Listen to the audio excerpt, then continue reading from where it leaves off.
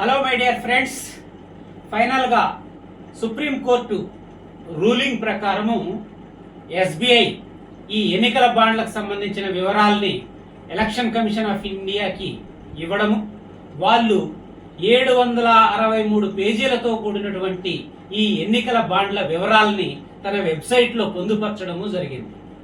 మరి ఇదంతా కూడా ఒక పెద్ద వేస్ట్ ఎక్సర్సైజ్గా మనకు అనిపించక మానదు. ఎందుకు ఈ మాట అంటున్నాను అనంటే, సుప్రీంకోర్టు ఏమని తీర్పిచ్చింది? మొట్టమొదట మార్చి 6వ తారీఖు లోపు 2019 నుంచి 2023 వరకు ఏ పార్టీకి ఏ కంపెనీలు, షెల్ కంపెనీలు కావచ్చు, లేకపోతే ఇంకా వేరే కంపెనీలు ఏవైనా కావచ్చు, ఎన్ని కోట్ల రూపాయలు విరాళాలుగా ఇచ్చారు, అవి ఏ పార్టీకి చేరాయి, ఏ పార్టీలు ఎప్పుడు వాటిని ఎన్కాష్ చేసుకున్నాయి, ఈ డీటెయిల్స్ అన్నింటినీ కూడా మార్చి 6 అంటే ఈ నెల 6వ తారీఖు లోపు ఇవ్వాలి అని చెప్పి సుప్రీంకోర్టు లాస్ట్ మంత్ ఫిబ్రవరి 15వ తారీఖున తీర్పు ఇచ్చింది. కరెక్ట్గా 26 రోజులు స్టేట్ బ్యాంక్ ఆఫ్ ఇండియా ఎవరైతే ఈ ఎలక్టోరల్ బాండ్స్ ఏ బ్యాంకు ద్వారా అయితే కొనబడ్డాయో ఆ స్టేట్ బ్యాంక్ ఆఫ్ ఇండియా 26 రోజులు సైలెంట్గా ఉండి మార్చి 4వ తారీఖు సాయంత్రం, అంటే 6వ తారీఖు లోపు ఇవ్వమంటే 4వ తారీఖు సాయంత్రం ఒక అప్లికేషన్ పెట్టి నేను ఇవ్వలేను, నాకు జూన్ 30 వరకు కావాలా అని చెప్పి చెప్పింది. వెంటనే దాని మీద ఈ అసోసియేషన్ ఫర్ డెమోక్రటిక్ రిఫార్మ్స్ అని చెప్పి ఏడీఆర్ అనే సంస్థ కంటెంప్ట్ ఆఫ్ కోర్టు వేసింది సుప్రీంకోర్టులో. సుప్రీంకోర్టు మార్చి 11వ తారీఖున విచారణ చేసి, అరే మీరు 26 రోజులు సైలెంట్గా ఎందుకున్నారు, ఎంతవరకు మీరు ఈ డేటాని కంపైల్ చేశారో చెప్పలేదు, మీరు చేసింది ఏమీ బాగాలేదు అని చెప్పి ఆగ్రహం వ్యక్తం చేసి ఇమీడియట్గా మీరు ఈ డేటాని 12వ తారీఖు అంటే నెక్స్ట్ డే సాయంత్రం లోపు ఇచ్చేసేయాలి అని చెప్పి సుప్రీంకోర్టు చెప్పింది. అప్పుడు ఆ స్టేట్ బ్యాంక్ తరపున వాదించినటువంటి లాయర్ హరీష్ సాల్వే గారు, సార్ మీరేమో ఎవరు ఎన్ని కోట్లు డొనేట్ చేశారు, ఎవరు ఏ పార్టీకి డొనేట్ చేశారు, ఆ పార్టీ ఎప్పుడు ఎన్కాష్ చేసుకున్నది, ఈ డీటెయిల్స్ ఇవ్వమని చెప్పి అడిగారు. కానీ స్టేట్ బ్యాంక్ దగ్గర ఈ డీటెయిల్స్ అన్ని, అంటే ఎవరైతే డబ్బులు ఇచ్చారో వాళ్ళ డీటెయిల్స్, ఎలక్టోరల్ బాండ్స్ ఎవరైతే కొన్నారో కంపెనీలు, అవి ఒక సెట్ ఆఫ్ ట్రాన్సాక్షన్స్ కింద ఒక సైలోలో ఉన్నాయి. ఎవరైతే ఈ బాండ్స్ని ఎన్కాష్ చేసుకున్నాయో రాజకీయ పార్టీలు, అవి వేరే సైలోలో ఉన్నాయి. ఈ రెండు కూడా 2 సెట్స్గా ఉన్నాయి. ఈ రెండింటిని మ్యాచ్ చేయడానికి మాకు టైం సరిపోవట్లేదు.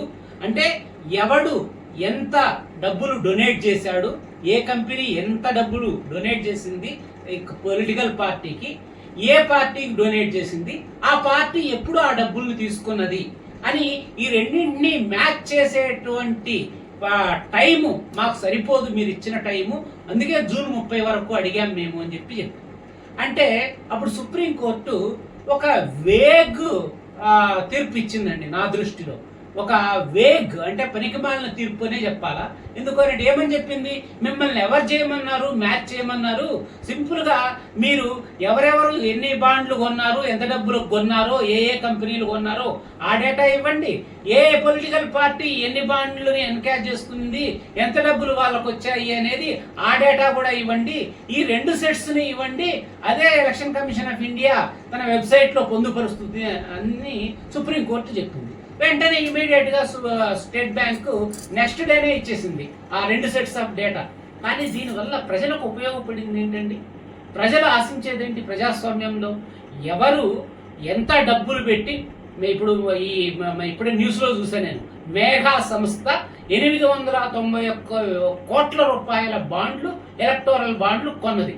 కొని ఏ పార్టీకి ఇచ్చింది అని తెలిస్తే కదా ప్రజలకి ఇందులో ఏమైనా క్విడ్ ప్రోకో ఉందా, అంటే నాకిది నీకిది, నేను ఇంత డబ్బులు ఇస్తున్నాను ఎలక్టోరల్ బాండ్ రూపంలో, నువ్వు నాకు ఈ మేలు చెయ్యి అనేటువంటి ఈ పరస్పర అవగాహన, పరస్పర లావాదేవీలు, ఈ క్విడ్ ప్రోకో అనేది ఎప్పుడు తెలుస్తుంది?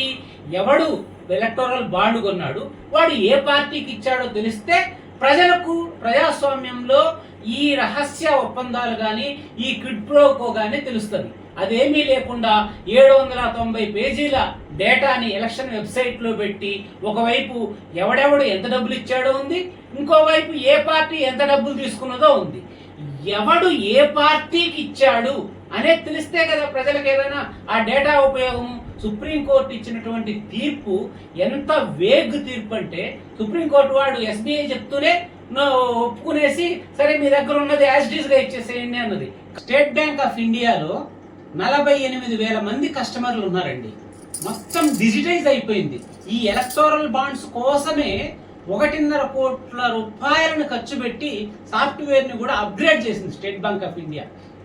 అలాంటి స్టేట్ బ్యాంకు కొంతమంది ప్రభుత్వ పెద్దలకి, అధికార పార్టీ పెద్దలకి లొంగిపోయి ఈ రెండింటిని, అంటే ఈ ఎలక్టోరల్ బాండ్స్ కొన్న వాళ్ళ డీటెయిల్స్, రిడెంప్షన్ చేసుకున్న వాళ్ళు అంటే వాటిని ఎన్కాష్ చేసుకున్న వాళ్ళ రాజకీయ పార్టీల డీటెయిల్స్ రెండింటిని మ్యాచ్ చేసేటువంటి ప్రక్రియ అనేక మంది ఎక్స్పర్ట్స్, దేశంలో నిపుణులు చెప్పారు 2-3 రోజుల్లో అయిపోయేటువంటి ప్రక్రియ. కానీ అది ప్రజలకు తెలిస్తే ఈ క్విడ్ ప్రోకో అనేది తెలిసిపోయి ప్రజల యొక్క ఈ రాజకీయ పార్టీల బండారం బయటపడుతుంది అనేటువంటి ఉద్దేశంతో కావాలనే ఈ డేటాని సరిగ్గా సుప్రీంకోర్టుకు ఇవ్వలేదు. సుప్రీంకోర్టు కూడా వాళ్ళు చెప్పిందని తల ఊపి ఒక ఏమాత్రం ఉపయోగపడినటువంటి డేటాని ఎలక్షన్ కమిషన్కి ఇవ్వమని చెప్పడం, వాళ్ళు వెబ్సైట్లో పెట్టడం, ఇదంతా కూడా ప్రజలకు ఏమాత్రం ఉపయోగం లేని విషయంగా మనకు అర్థమవుతుంది. ఇప్పటికైనా సుప్రీంకోర్టు ఆఫ్ ఇండియా జోక్యం చేసుకుని స్టేట్ బ్యాంక్ ని క్లియర్ గా వారం రోజుల్లోనో 10 రోజుల్లోనో టైం ఇచ్చి ఆ బాండ్స్ ని ఎవడు కొన్నాడు, వాడు ఏ పార్టీకి ఇచ్చాడు అనే డీటెయిల్స్ ని మ్యాచ్ చేసి website, election commission of India website లో పెడితేనే ఈ క్విడ్ ప్రోకోకి సంబంధించినటువంటి విషయాలు బహిర్గతమై నిజమైనటువంటి ప్రజాస్వామ్యం నిలబడుతుంది అని చెప్పి తెలియజేస్తూ జై హింద్.